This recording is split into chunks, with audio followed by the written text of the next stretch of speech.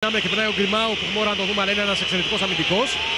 Απλά τώρα το ζητούμενο είναι να πάρει την μπάλα η Διαμαντίδης ο Νίκολας, διότι είναι δεδομένο το να κάνει φάουλ. Έτσι. Και καλό θα ήταν να χάσει και την πρώτη βολή ο Άντερσον. Ο Άντερσον δεν χάνει την πρώτη βολή. Μετά από περιπέτεια καταλήγει στο καλάθι, 72-70. Και φυσικά σε περίπτωση που χάσει τη βολή να μην υπάρξει επιθετικό ριμπάουντ από την Μπαρσελόνα. Πρέπει να λειτουργήσουν εκεί τα μεγάλα σώματα του Φότσι και του Μπατίζ να κλείσουν τον δρόμο προς το επιθετικό ριμπάουντ. Στο Μόρις και στο Φραν Βάσκετ.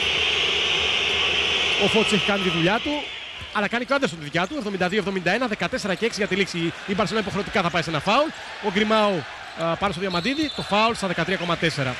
Αυτά είναι απλή αριθμητική στην υπροπαίδεια που λέμε στο μπάσκετ. Η Μπαρσελόνα έπρεπε να πάει στο φάουλ. Ελπίζει σε κάποια στοιχεία του Διαμαντίδη και να φύγει σε μια γρήγορη επίθεση. Εδώ είναι ο Ζέλιμιρ Ομπράντοβιτς και σκεπτικός πίσω ο Τσατσαρίς. 72-71 ο Διαμαντίδης που σήμερα έχει φτάσει στις 10 βολές, φτάνει με 70%. Η αλλαγή είναι η ώρα του Λόρμπεκ για να πάει για το rebound. Ο Φότσις με το Διαμαντίδη είναι σίγουρα στην πεντάδα, όπως και ο Ντρου Νίκολας. Ο Σάτο και ο Περπέρογλου. Όχι, ο Περπέρογλου κάθεται στον πάγκο. Και ο Σάτο με τον Μπατίστ είναι μέσα σε αυτόν ο Μάικ Μπατίστ. Ο Μπατίστ έκανε πολλή δουλειά με 12 πόντους.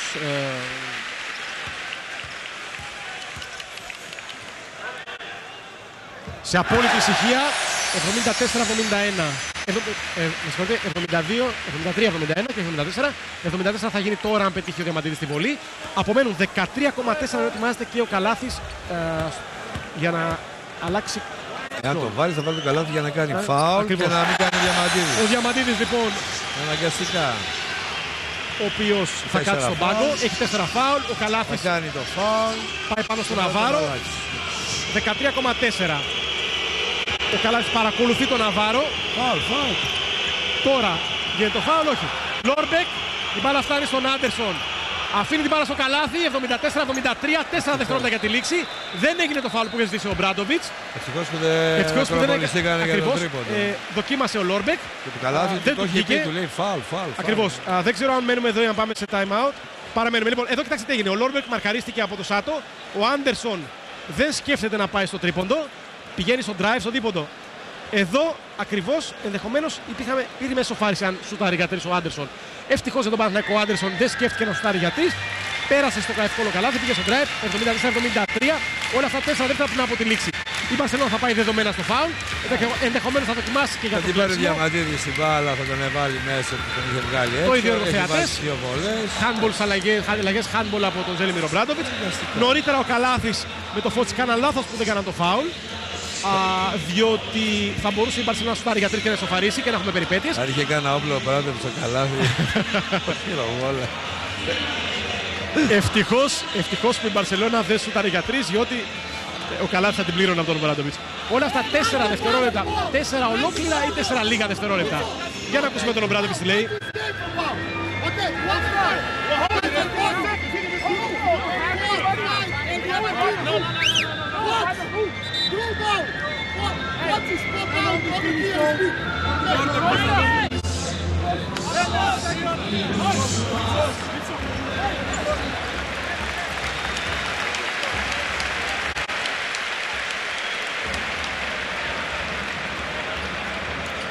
Με τον καινούριο κανονισμό βεβαίως η μπάλα επανέρχεται από την ευθεία του τριπόντου στα 6,75. Καϊμακόγλου πέρασε στο παιχνίδι. Θα προσπαθήσει να βγει κάποιος παίκτης από τα screen. Βγαίνει ο Διαμαντίδης. Φάουλ στα 3,3 από τον Ρούμπιν το πέμπτο. Βεβαίως αυτό λίγη σημασία έχει. Απομένουν 3,3. Η σημασία αυτή τη στιγμή είναι να βάλει ο Διαμαντίδης βολές. Και τα σενάρια είναι τα εξής. 3 δευτερόλεπτα και 3 δέκατα πριν από τη λήξη. Ο Ρούμπιο έχει φύγει με 5 φάουλ. Ένα από τα καλύτερα ευρωπαϊκά του παιχνίδια με 16 πόντους. 2 assist, 3 κλεψίματα. Εδώ είναι ο Δημήτρης Διαμαντίδης και ο Στράτος Περπέρογλου που έχει περάσει το παιχνίδι. Ο Διαμαντίδης στις βολές με Καϊμακόγλου, Φότσι, Νίκολας, Περπέρογλου. Θέλει γρήγορους παίκτες ο Μπράντοβιτς. Μέσα είναι ο Λόρμπεκ και ο Φραν Βάσκετ να πάνε για το rebound με τον Άντερσον. Απόλυτη σιγή. Ευστοχή ο Διαμαντίδης. Ετοιμάζεται και ο Καλάθης. 75-73 ο Παναθηναϊκός μπροστά. Ο Διαμαντίδης έχει μία ακόμη βολή. 3 δευτερόλεπτα και 3 δέκατα για τη λήξη ενός συγκλονιστικού παιχνιδιού. Δημήτρης Διαμαντίδης στους 17 πόντους με 10-13 βολές. 76-73 ο Παναθηναϊκός και πρέπει εκεί να γίνει φάουλ στο Λάκοβιτς. Και γίνεται φάουλ. Αυτή τη φορά ακούνε οι παίκτες του Παναθηναϊκού τον Ομπράντοβιτς. Καθώς απομένουν 2 δευτερόλεπτα. Και η Μπαρσελόνα τώρα coach στα 3,3 θα μπορούσε και να πετάξει την μπάλα έξω ο Διαμαντίδης. Εγώ περίμενα ίσως, επειδή δεν είχε άλλο time out, οπότε την μπάλα να την κάνει από την πλευρά του Καλάθι. Πρόσεχε εγώ τι μπορεί να γίνει τώρα. Να βάλει την πρώτη ο Λάκοβιτς και να πετάξει σίγουρα θα τη δεύτερη στο ταμπλό ή στη Στεφάνη για να πάρουν το rebound. Αυτό φωνάζει. Τα blockout φωνάζει ο Μπατίστ. Έτσι ακριβώς, ο Γιάννης Νάτο επιβεβαιώνει τα λεγόμενά μας. Ο Λάκοβιτς θα πρέπει να ευστοχίσει στην πρώτη για να γίνει το σενάριο της Μπαρσελόνα πραγματικότητα. Σε πανζουλισμό και πανδαιμόνιο ο Λάκοβιτς ευστοχεί 76-74 και θα γίνουν τώρα τα πράγματα όπως ακριβώς είχαμε φανταστεί. Γιατί είπαμε στο μπάσκετ είναι δεδομένα κάποια πράγματα. Είναι ειδικές καταστάσεις που λέμε και τώρα ο Λάκοβιτς σίγουρα θα προσπαθήσει να μην ευστοχίσει.